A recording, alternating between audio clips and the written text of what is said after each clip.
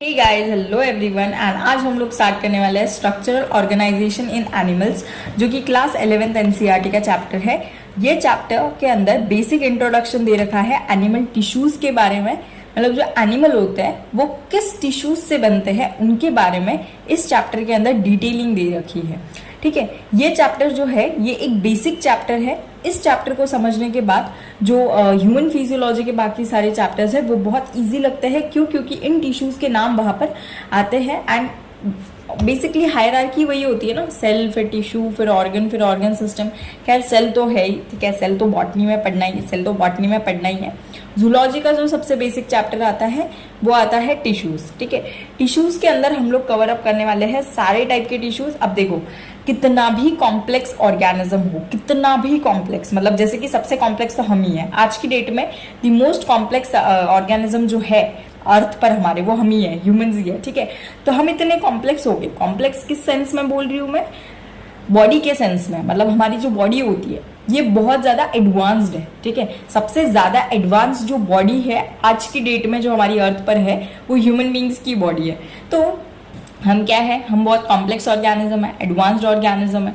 हमारे अंदर भी जो हमारी इतनी पूरी बॉडी होती है वो बेसिकली 4 टाइप के टिश्यू से ही बनती है। मतलब अल्टीमेटली बोलने का एम ये है मेरा कि कितना भी कॉम्प्लेक्स ऑर्गेनिज्म हो वो बनता है 4 ही टिश्यूज से, और यही 4 टिश्यूज की जो डिटेलिंग होगी ये इस पर्टिकुलर चैप्टर में डील की जाएगी। ठीक है, सबसे पहले तो यहाँ पर मतलब ये जो होते हैं ना छोटे छोटे पार्ट्स होते हैं एनसीईआरटी के अंदर, जैसे सपोज 6th चैप्टर है तो 6.1, 6.2, 6.3 ऐसे अलग अलग क्या होते हैं टॉपिक्स होते हैं। तो उस हिसाब से लेक्चर्स आएंगे कि 6.1 का एक लेक्चर आ गया, फिर उसकी जो ड्यूरेशन होगी वो डिपेंड करेगा कि वो पर्टिकुलर कंटेंट एनसीईआरटी के अंदर कितना है।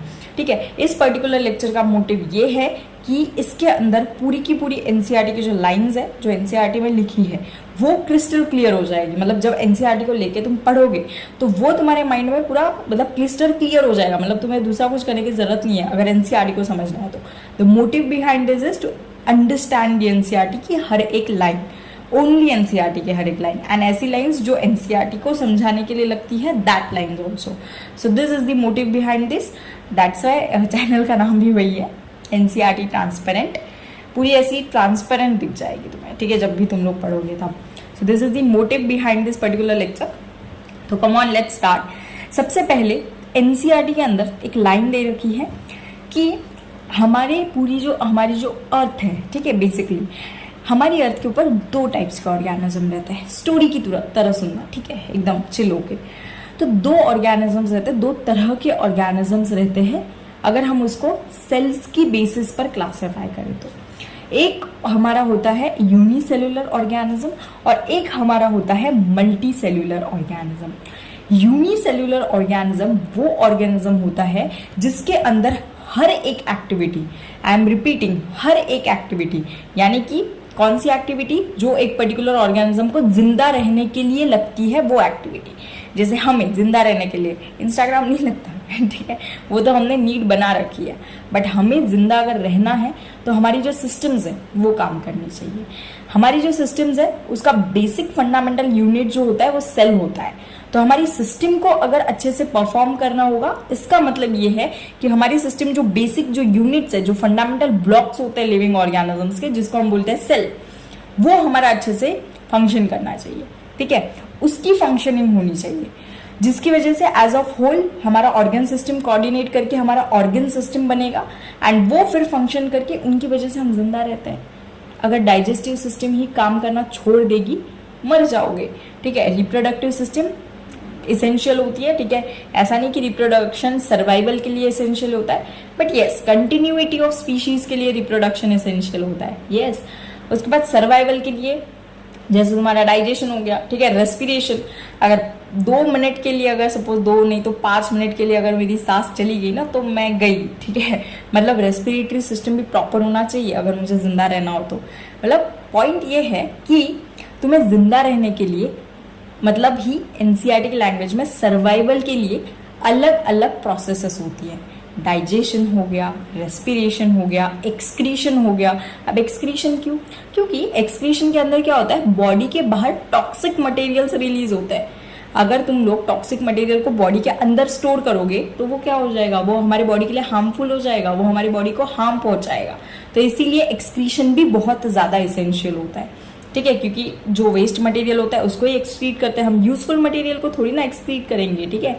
जो वेस्टफुल मटेरियल होता है उसको एक्सक्रीट करते हैं, अगर वो बॉडी में रहा तो बहुत हार्म हो जाएगा।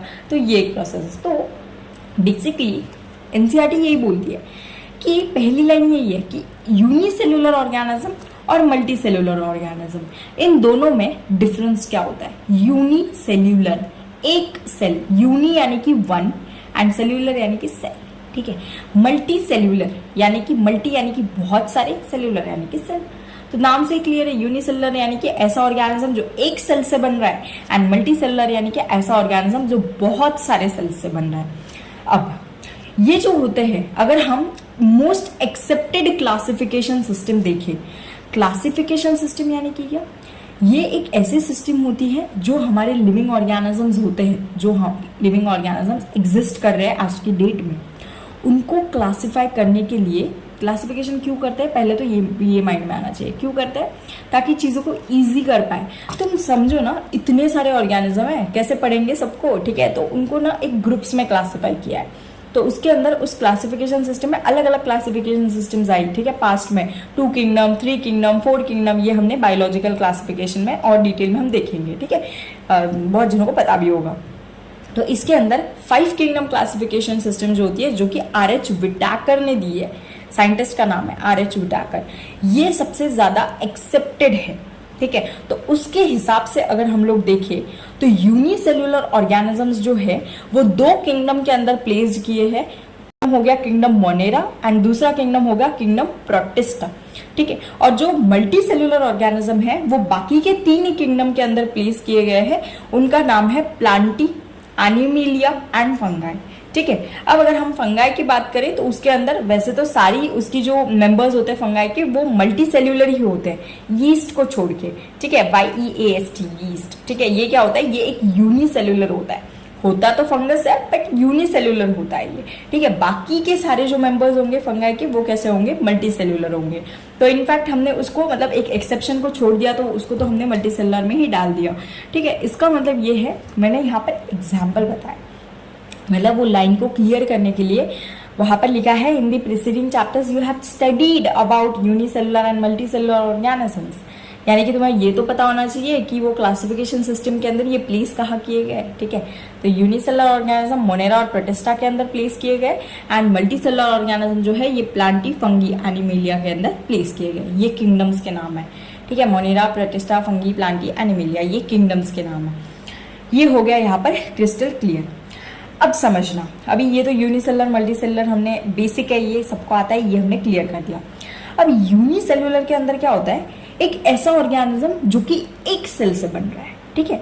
तो उसके अंदर वो एक ही सेल जो भी चीजें जिंदा रहने के लिए लगती है, जो मैंने स्टार्टिंग में बोला, जो भी चीजें सर्वाइवल के लिए एसेंशियल होती हैं, वो सिंगल सेल ही परफॉर्म करेगा।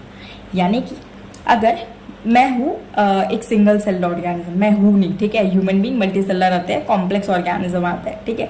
बट मान लो कि अमीबा मान लो, ठीक है। क्यों ही ऐसे फैक्चुअल जाना, ठीक है, मतलब ठीक है, चलो अमीबा मान लो, ठीक है। अब अमीबा क्या है, यूनिसेल्युलर है, यानी कि अमीबा एक सेल से बनता है। तो उस एक सेल ही, वो जो एक सेल है जिससे अमीबा बना है, वो एक ही सेल डाइजेशन, वही सेल रेस्पिरेशन, वही सेल एक्सक्रीशन और वही सेल रिप्रोडक्शन, ये चारों फंक्शंस परफॉर्म करेगा। बेसिकली जितने भी प्रोसेसेस लगते हैं उस अमीबा को जिंदा रहने के लिए, उसके सर्वाइवल के लिए, वो सारी प्रोसेसेस वो एक ही सेल परफॉर्म करेगा, ठीक है। क्यों, क्योंकि अरे वो यूनिसेलुलर ऑर्गेनिज्म है, वो एक ही सेल से बना है, तो उसके अंदर जितनी भी प्रोसेसेस होगी वो एक ही सेल करेगा, ठीक है।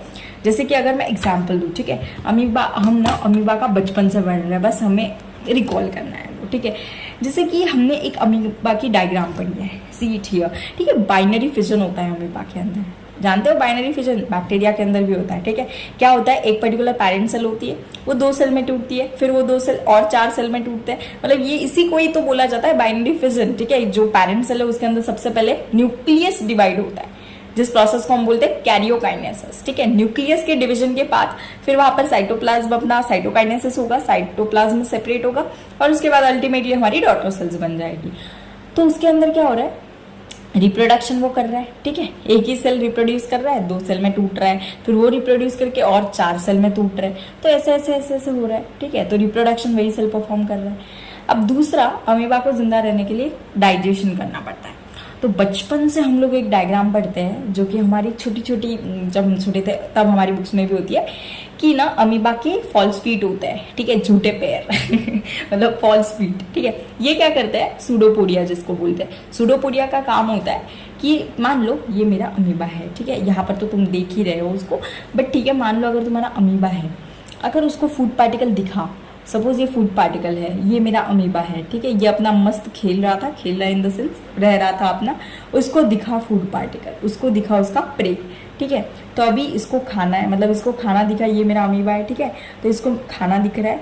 तो ये क्या करेगा, जैसे ये फूड पार्टिकल यहाँ पर आया ना, तो ये क्या करेगा, ऐसे मतलब अमीबा पहले ऐसे था मान लो, तो ये क्या करेगा, उसके ऐसे 2 ऐसे ये जो होते हैं ना फॉल्स फीट, मतलब उसके ही स्ट्रक्चर्स को ऐसे बाहर निकालेगा और इसको ऐसे अंदर ले लेगा, इस फूड पार्टिकल को, गया फूड पार्टिकल अंदर, ठीक है। इस प्रोसेस को बोला जाता है इंजेशन।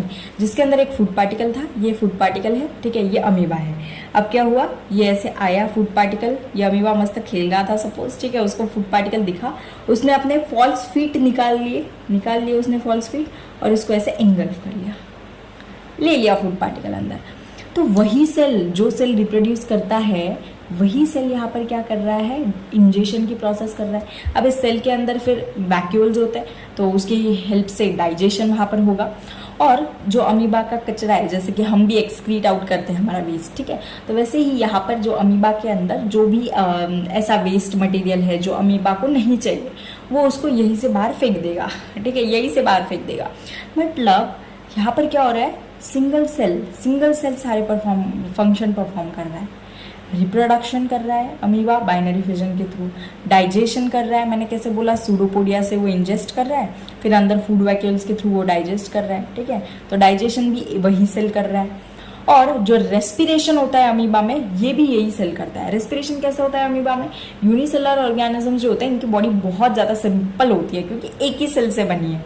तो सिंपली वो क्या करते हैं, ऑक्सीजन अंदर लेते हैं, उनकी बॉडी सरफेस, मान लो ये अमीबा का सेल है, ये उसकी बॉडी सरफेस है, तो ये यहाँ से ऑक्सीजन को अंदर लेगा और यहाँ से ऑक्सीजन को कार्बन डाइऑक्साइड को बाहर निकालेगा। क्या करेगा, यहाँ से ऑक्सीजन को अंदर लेगा एंड यहाँ से CO2 को बाहर निकाल देगा। मतलब सिंपल डिफ्यूजन होता है, उसकी जो जनरल बॉडी सरफेस होती है उसके थ्रू ही रेस्पिरेशन होता है। तो अल्टीमेटली यही एनसीईआरटी के अंदर लिखा है कि सिंगल सेल ऑर्गेनिज्म जो होते हैं, यूनिसेलुलर ऑर्गेनिज्म जो होते हैं, उनके अंदर डाइजेशन हो, उनके अंदर रेस्पिरेशन हो, उनके अंदर रिप्रोडक्शन हो, ये सारे के सारे फंक्शन एक सिंगल सेल परफॉर्म करता है। I hope this is very very crystal clear, ठीक है। ये तो हो गया सिंगल सेल ऑर्गेनिज्म। अब जैसे अमीबा ने किया वैसे ही मैंने इसका एग्जांपल बताया। अब पैरामोशियम है। अब सिंगल सेल ऑर्गेनिज्म तो बहुत है, मतलब मोनेरा और प्रोटिस्टा के सारे मेंबर सिंगल सेल ही हो गए ना, इसलिए तो मैंने पहले बोला कि मोनेरा और प्रोटिस्टा के मेंबर्स वो यूनिसेलुलर के अंदर आते हैं, मतलब यूनिसेलुलर उनके अंदर प्लेस किए गए हैं मोनेरा एंड प्रोटिस्टा के अंदर। तो उनके जितने भी एग्जाम्पल्स है उन सब में ऐसा ही होगा, मतलब वही सेल फंक्शन परफॉर्म करेगा, वही सेल सारे फंक्शंस परफॉर्म करेगा बॉडी के अंदर। ये हो गई हमारी यूनिसेलुलर के बारे में चीज क्लियर। अब है यहाँ पर मल्टी सेलुलर के बारे में।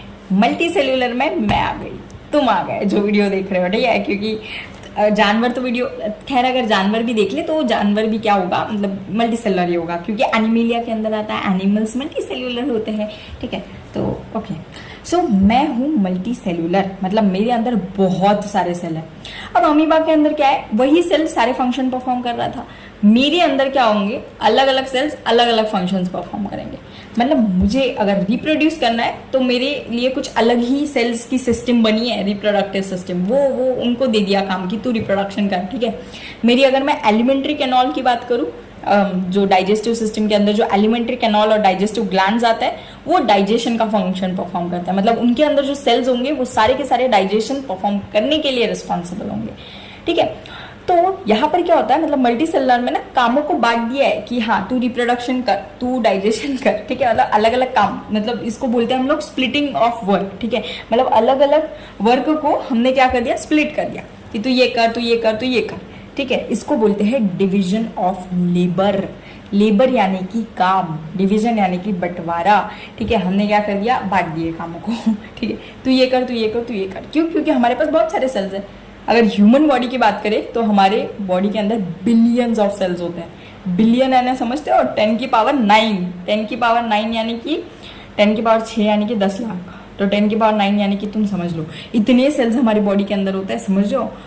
तो इसीलिए डिवीजन ऑफ लेबर यहाँ पर होता है, मतलब अलग अलग सेल्स को अलग अलग काम दे दिए करने के लिए, और फिर वो अपना मस्त काम करते हैं, एक साथ करते हैं, ठीक है। ऐसा नहीं कि जब डाइजेस्टिव सिस्टम काम कर रही है तब रेस्पिरेटरी सिस्टम बंद हो गई, एक भी बंद हो गई ना तो टपक जाओगे, ठीक है।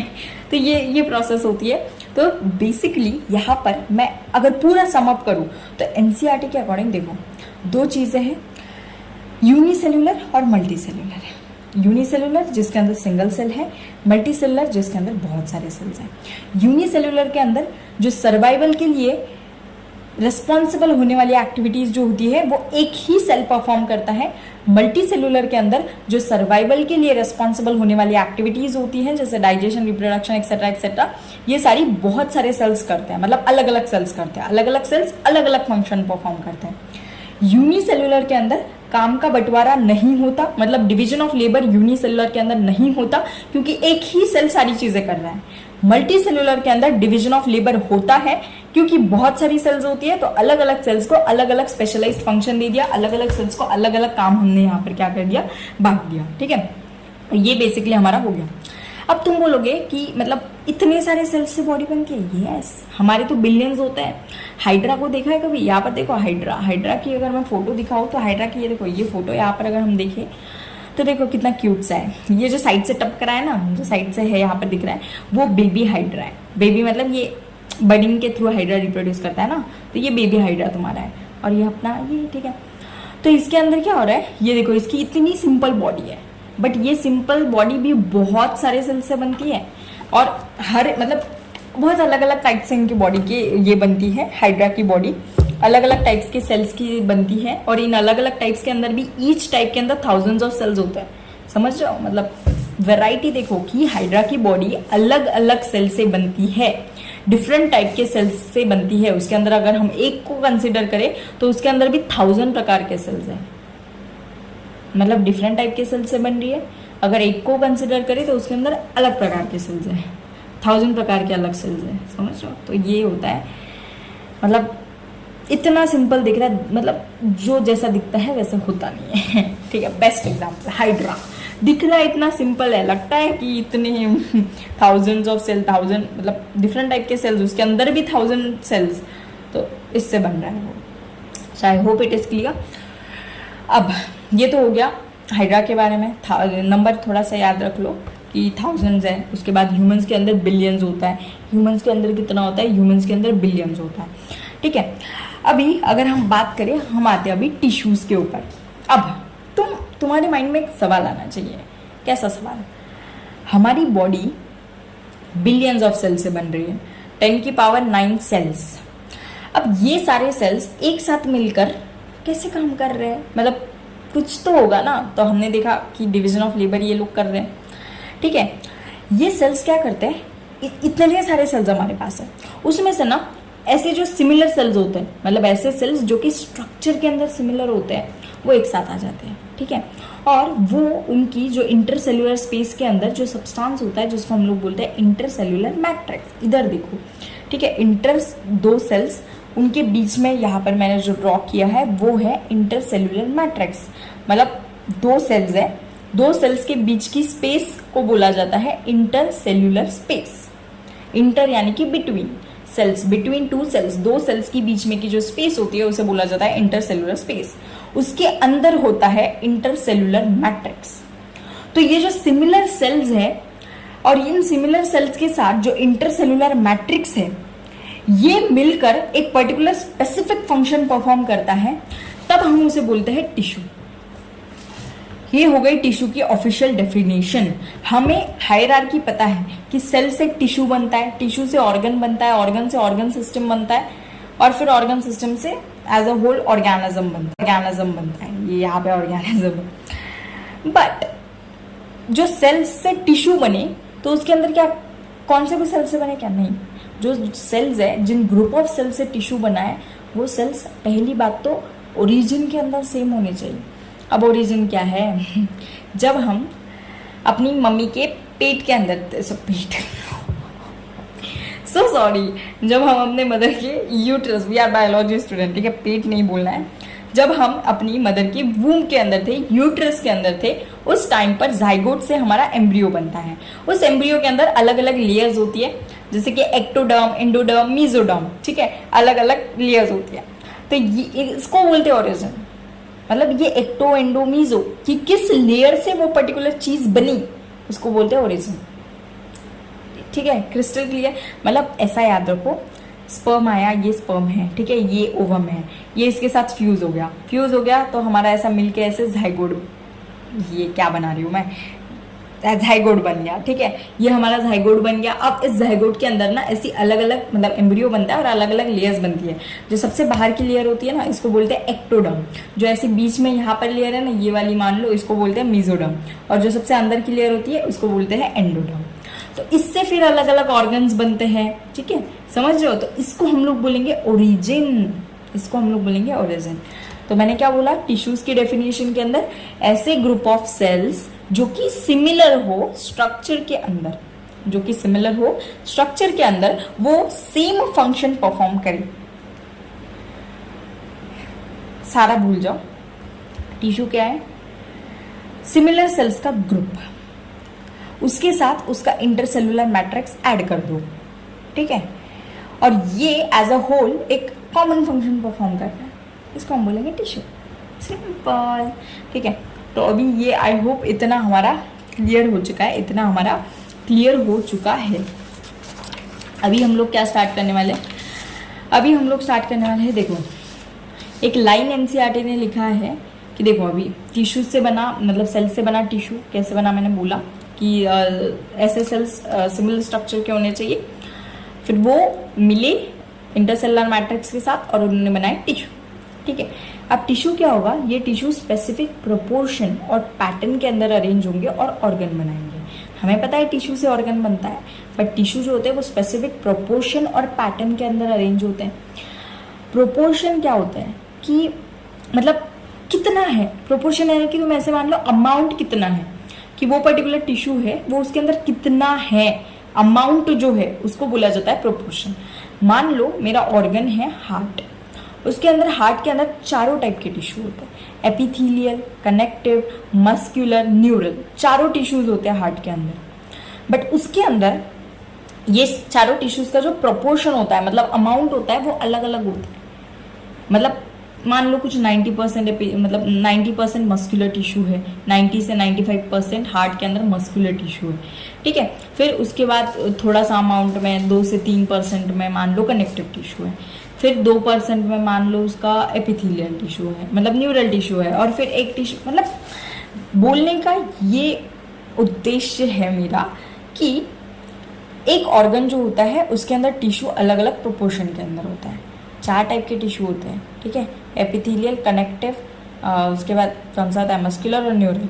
ये 4 टिश्यूज क्या करते हैं, ये स्पेसिफिक अमाउंट में अरेंज होते हैं, स्पेसिफिक पैटर्न के अंदर अरेंज होते हैं। पैटर्न यानी कि बाहर अंदर, ठीक है, कौन सा बाहर है कौन सा अंदर है, ऐसे एक स्पेसिफिक पैटर्न के अंदर अरेंज होते हैं, और उसके बाद ये ऑर्गन बनाता है, ठीक है। जिससे मैंने हार्ट का एग्जाम्पल बोल दिया, हार्ट के अंदर 90 से 95% तुम्हारा मस्कुलर टिश्यू होगा, 2% कनेक्टिव टिश्यू, 2% तुम्हारा अपना न्यूरल टिश्यू, और 1% या उससे कम एपिथेलियल टिश्यू होता है हार्ट के अंदर। तो ये क्या हो गया, 90 to 95, उसके बाद 2%, 1%, ये क्या हो गया, ये हो गया प्रोपोर्शन। मतलब अलग अलग टिश्यू अलग अलग प्रोपोर्शन में है, ठीक है। और पैटर्न यानी कि बाहर की साइड है या अंदर की साइड में है, तो ये मिलके बना तुम्हारा ऑर्गन। अब क्या होता है, ऐसे ऑर्गन्स जो सेम फंक्शन परफॉर्म कर रहे हैं। मान लो कि मेरा स्टमक है, ठीक है, मेरा स्टमक, मेरा पेट और मेरी intestine, large intestine, small intestine, दोनों अज्यूम करो, ये दोनों एक ही फंक्शन परफॉर्म कर रहे हैं, वो है डाइजेशन का। ठीक है, डाइजेशन का फंक्शन। तो यहाँ पर यही होता है कि दो या दो से ज्यादा ऑर्गन्स जो कि सेम फंक्शन को परफॉर्म करे, वो मिलाकर बनाते हैं ऑर्गन सिस्टम।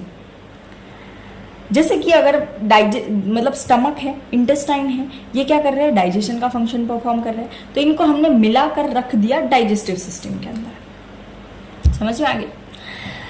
एक और एग्जांपल मान लो, रेस्पिरेशन मेरे पास है। ठीक है, रेस्पिरेशन, तो रेस्पिरेशन के लिए लगने वाली जितनी भी ऑर्गन्स, सपोज मान लो नॉस्ट्रल्स, अब यहाँ से नाक से स्टार्ट होगा रेस्पिरेटरी पैसेज और वो जाएगा मेरे लंग्स के एल्वियोलाई तक। ठीक है, तो वहां तक जितनी भी ऑर्गन्स रहेंगे, ये सारे ऑर्गन्स क्या करेंगे, रेस्पिरेशन का फंक्शन परफॉर्म करेंगे। मतलब दो या दो से ज्यादा ऑर्गन जो कि सेम फंक्शन को परफॉर्म करते हैं, तब हम उनको ऑर्गन सिस्टम के अंदर डालते हैं। आई होप इट इज क्लियर। दो या दो से ऑर्गन जब सेम फंक्शन को परफॉर्म करते हैं, तब हम उसको ऑर्गन सिस्टम के अंदर डालते हैं। जैसे कि एग्जांपल मैंने बोला, स्टमक और इंटेस्टाइन सेम फंक्शन परफॉर्म कर रहे हैं डाइजेशन का, तो उनको हमने डाल दिया डाइजेस्टिव सिस्टम के अंदर। ये एग्जाम्पल होता है हमारे ऑर्गन सिस्टम का। जो डाइजेस्टिव सिस्टम है, it is an example of organ system. I hope it is very very clear. ठीक है, तो ये पूरा मैंने एक हायरार्की बताई। ठीक है, सेल जो है, सेल तो बिल्डिंग ब्लॉक है हर ऑर्गेनिज्म का, ये तो हमारा उधर होता है, मतलब बॉटनी में हम लोग फर्स्ट चैप्टर जो है वो सेल पढ़ते हैं। उसके बाद टिश्यू बनते हैं। टिश्यू कैसे बनते हैं, सिमिलर सेल, ऐसे सेल जो कि स्ट्रक्चर के अंदर सेम है, वो इंटरसेल्यूलर सब्सटेंस यानी कि मैट्रिक्स इंटरसेल्युलर सब्सटेंस क्या है, आगे और आएगा। ठीक है, तो जो सेल्स है, सिमिलर सेल्स, जो सेल्स इंटरसेल्युलर मैट्रिक्स के साथ एक स्पेसिफिक फंक्शन को परफॉर्म करते हैं, तब हम उसको बोलते हैं टिश्यू। ठीक है, उसके बाद टिश्यू क्या होते हैं, स्पेसिफिक प्रोपोर्शन यानी कि अमाउंट और स्पेसिफिक पैटर्न के अंदर अरेंज होते हैं और वो बनाते हैं ऑर्गन। ठीक है, फिर ऑर्गन क्या करते हैं, दो या दो से ऑर्गन अगर वो सेम फंक्शन को परफॉर्म कर रहे हैं, तो वो मिलाकर बनाते हैं ऑर्गन सिस्टम। और ऐसी अलग अलग सिस्टम्स को मिलाकर हमारी बनती है ऑर्गेनिज्म, हमारा बनता है ऑर्गेनिज्म। ऐसे अलग अलग ऑर्गन सिस्टम को, तो ये हायरार्की तो हम लोग पढ़ते हैं, बट इसके अंदर छोटी छोटी सी चीजें हैं जो हमें याद रखनी है। ये हायरार्की जो है, सेल से टिश्यू, टिश्यू से ऑर्गन, ऑर्गन से ऑर्गन सिस्टम और ऑर्गन सिस्टम से ऑर्गेनिज्म, ये होती है प्लांटी, एनिमिलिया एंड फंगाई के अंदर। यूनिसेलुलर ऑर्गेनिज्म के अंदर ऐसी हायरार्की नहीं होती, क्योंकि उनके अंदर सेल ही तो था, मतलब एक ही तो सेल था। सेल से टिश्यू वगैरह कैसे बनाएगा, यूनिसेलुलर यानी कि वो ऑर्गेनिज्म एक ही सेल से बना है, तो टिश्यू ऑर्गन वो तो बात ही नहीं है उसके अंदर। इसका एग्जांपल क्या बताया था, मोनेरा और प्रोटिस्टा के मेंबर्स। जिनको नहीं पता है, बायोलॉजिकल ऑर्गेनाइजेशन के अंदर इनके बहुत सारे एग्जाम्पल्स हम लोग पढ़ेंगे कि मोनेरा के अंदर कौन आता है, प्रोटिस्टा के अंदर कौन आता है। इनके अंदर कुछ हायरार्की नहीं होती, सिंगल सेल है, वही कर रहा है सब कुछ। ठीक है, तो ये हो गए कुछ important points. Most important point जो यहाँ पर है, डिवीजन ऑफ लेबर का, कि काम का बंटवारा। मतलब डिवीजन ऑफ लेबर क्या होता है कि अब मेरी बॉडी है, मेरी बॉडी के अंदर बहुत सारे सेल्स होंगे, तो अलग अलग सेल्स अलग अलग फंक्शंस परफॉर्म करते हैं। अलग अलग सेल्स अलग अलग फंक्शंस परफॉर्म करने के लिए मॉडिफाई होते हैं। ठीक है, उनको हम लोग बोलते हैं डिवीजन ऑफ लेबर। अब ये डिवीजन ऑफ लेबर जो होगा, ये डिवीजन ऑफ लेबर हमारा यूनिसेलुलर के अंदर नहीं होगा। क्यों? क्योंकि उसके अंदर सिंगल सेल है। अब वो सिंगल सेल क्या करेगा, सिंगल सेल के अंदर एक ही सेल तो सारा कर रहा है, तो वो किसके साथ बंटवारा करेगा? ठीक है, वो बोलेगा मैं ही हूँ, मैं ही करूँगा सब। ठीक है, अपन अकेला ही काफी है। ठीक है, बट मल्टी सेलर के अंदर ऐसा नहीं होता है। I hope this is very very clear to you. अब मुझे अगर नहीं लगता इंट्रोडक्शन के अंदर एक भी लाइन छूटी होंगी यहाँ पर, I don't think so. We will read NCERT up now and let's start. See. In the preceding chapters, you came across a large variety of organisms, both unicellular and multicellular of the animal kingdom. Unicellular कहाँ place किए गए? Monera protista के अंदर। Multicellular कहाँ place किए? Plantae, animalia and fungi के अंदर। ठीक है, in unicellular organism all functions like digestion, respiration, reproduction are performed by a single cell. इसका एग्जाम्पल मैंने अमीबा का बहुत डिटेलिंग इसका दे दिया। ठीक है, in complex body of multicellular animals the same basic functions are carried out by different group of cells in a well organised manner. ठीक है, the body of simple organism जैसे कि hydra is made up of different types of cells and the numbers of cells in each type may be in thousands. The human body is composed of billions of cells, billion यानी कि 10 की power 9, ठीक है, billions of cells to perform various function. How do this cell in the body work together? इतने cell कैसे साथ काम करते हैं? तो मैंने बोला था ना, काम का बंटवारा करके, मतलब डिविजन ऑफ लेबर करके. So as you have already learnt in your earlier classes, in multicellular animals, a group of similar cells along with intercellular substance perform a specific function. Such an organization is called tissue.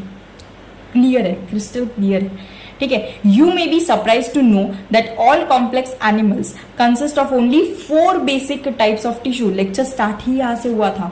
कितना भी complex animal हो, कितना भी complex organism हो, वो at the and बनता है 4 basic tissue से ही. वही उनके क्या है, मतलब वही उनके 4 बेसिक टिश्यू से ही बन रहा है. जैसे मैंने एग्जांपल बोला था, मैं एज ए ह्यूमन, अपन सबसे एडवांस्ड है, अपनी बॉडी एकदम कॉम्प्लेक्स बॉडी है, बट कितनी भी कॉम्प्लेक्स होके भी हम बने 4 टिश्यू से ही है. Epithelial tissue, connective tissue, muscular tissue and neural tissue, ठीक है. This tissues are organized in specific proportion and pattern to form an organ like stomach, lung, heart and kidney. Heart का एग्जाम्पल मैंने बता दिया था.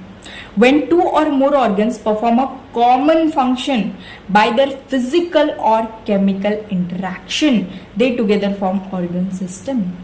जैसे मैंने एग्जाम्पल बोला था, स्टमक एंड इंटेस्टाइन, इनके अंदर फिजिकल इंटरैक्शन होता है. केमिकल इंटरैक्शन यानी कि जैसे कि अगर हार्मोन्स इन्वॉल्व हो तो एंडोक्राइन सिस्टम के अंदर क्या होता है, एंडोक्राइन सिस्टम के अंदर केमिकल्स इन्वॉल्व होते हैं, हार्मोन्स इन्वॉल्व होते हैं, तब जाके वो सिस्टम कैरी आउट करती है उसका फंक्शन, ठीक है. तो 2 या 2 से ऑर्गन जब फिजिकल और केमिकल इंटरैक्शन से जुड़े होते हैं तब वो क्या बनाता है, वो बनाते हैं ऑर्गन सिस्टम, ठीक है. नेक्स्ट हमारा है और chemical interaction they together form organ system, जैसे कि digestive, respiratory etcetera. Cells, tissues, organ and organ system split up the work in a way that exhibit division of labor, most important line, and contribute to the survival of body as whole. I hope it is very very clear. जान डाल दी, ठीक है, एक paragraph के अंदर. और यहाँ पर हमारा जो एनिमल टिश्यू है उसका इंट्रोडक्शन वाला लेक्चर क्लियर हो गया, ठीक है. अब जब हम नेक्स्ट लेक्चर करेंगे तब हमारा होगा 7.1 से हम लोग स्टार्ट करेंगे, मतलब टाइप्स ऑफ टिश्यू से हम लोग स्टार्ट करेंगे. उस लेक्चर के अंदर एपिथेलियल टिश्यू को पूरा कवर अप किया जाएगा. यहाँ पर बेसिक था बट इसके अंदर इंपॉर्टेंट लाइंस थी, फ्रेम आउट होके क्वेश्चन के अंदर आ सकती है. आई होप इट इज सारी चीजें इमेजिन हुई, स्लाइड्स के थ्रू बहुत हेल्प भी मिली होगी एंड एक्सप्लेनेशन तो क्लियर कट था, ठीक है. So yes, we will meet in next video. Stay tuned, ठीक है. So bye bye, take care.